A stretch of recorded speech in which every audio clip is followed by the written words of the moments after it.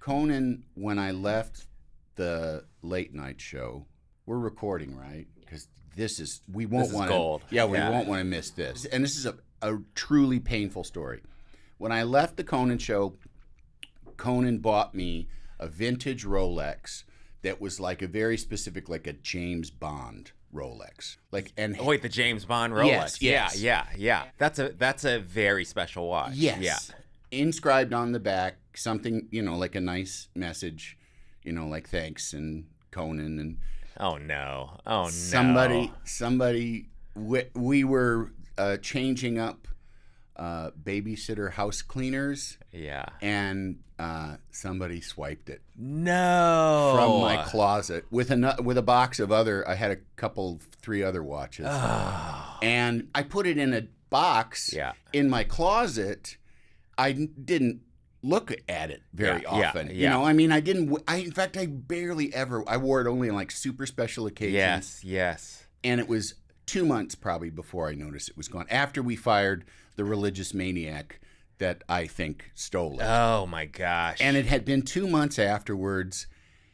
And I just was like, how am I going to, Wait, this was inscribed, you said? It was inscribed. And I actually at times over the years have looked and seen has anyone ever found a James Bond Rolex that says to Conan or to Andy from Conan? Yeah. With the deepest love, I'll never forget your sweet caresses. Don't ever lose this watch. Don't ever, this watch means more to you than our relationship, more to me than our relationship. Oh my God. It's inscribed. Yeah. And it's kind of it is one of a kind. Yeah. I don't anybody know. out there, if you ever run across it, I don't know. I'll probably give you what you want for it. It may hurt my children's education, but gosh, I'm so sorry to hear that.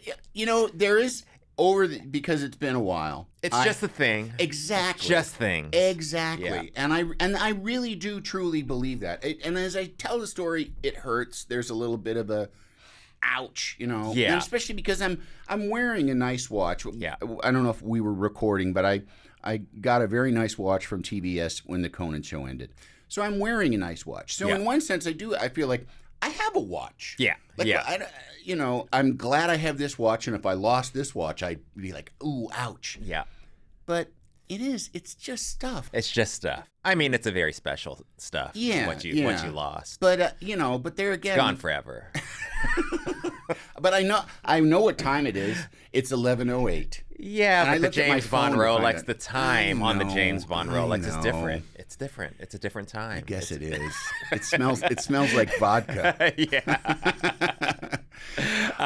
No, I agree with you. Whenever I lose things, and I lose things all the time, it's that moment of just panic and depression, and then it almost like kind of just puts things in perspective. You just kind of, or you have no choice but to just realize that it's just the thing. Yeah. I mean, you have had not much and then had a lot. So you know what it's like to have not much. Oh. And it's like you didn't Totally. have a lot of fancy stuff. No. There was probably more stress, or maybe just a different kind of stress, but it's like it's just stuff. What do they say? At a certain point, like they say money can bring you happiness at a certain yearly income level. Oh, they have a number? And that yearly income level is number. not high. Yeah. It's like enough to just survive. Yeah. Yeah. And at that point, it's a free for all in terms of where who's going to be happy, who's going to where you're going to get your happiness right. from, and whether that money is going to show like all the flaws in your character. Yes. Because boy, have I seen that on my path of just like people that make a ton of money and then it's like, oh wow, the real fucking dick comes out. Yeah. So unhappy, and it's like you are unhappy. Yeah. You have so much. Yep. Yeah. I always, I'm always. And I think it comes out yearly, like the happiest countries in the world. Yeah. And that, there's some index. And it's always like Denmark. It's always like where everybody's like, I don't need to make $1 zillion. Yeah. I have a nice little house. And then I even have like a little house by a lake. Yeah, that's right. And I get 6 months off a year. Yeah. I don't pay a cent for health care. Would you say you're happy? Yes. Yeah. Yes. Yeah. At this particular point in my life, I'm very happy, but I'm also very stressed. There's a lot of stuff going on, both personally and professionally, where it is kind of, and also there's the last few years of my life have really kind of been like a not knowing what's going to happen. Yeah. Whereas 5 years ago, if you'd asked me, I'd be like, I have a pretty solid picture of what the rest of my life is going to be like. And that all got shaken up. But mostly for the best. How about you? Are you happy?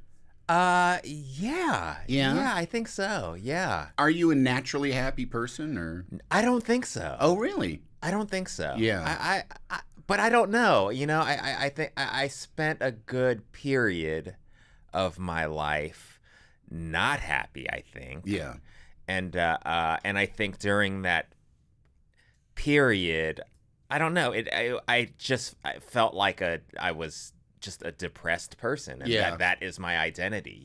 Do you think it was situational, or do you think that there was? I think it was. I think it was situational, and I think it took work. Yeah. It took work. Therapy, kind of therapy. Work. And just awareness. Yeah. And just being more conscious of the moment, and what's happening right now, as opposed to thinking about something that hasn't happened yet. Right. What you don't have and what you should be doing. Yeah. And I think ever since I've kind of gotten a good hold of that, I've been way happier.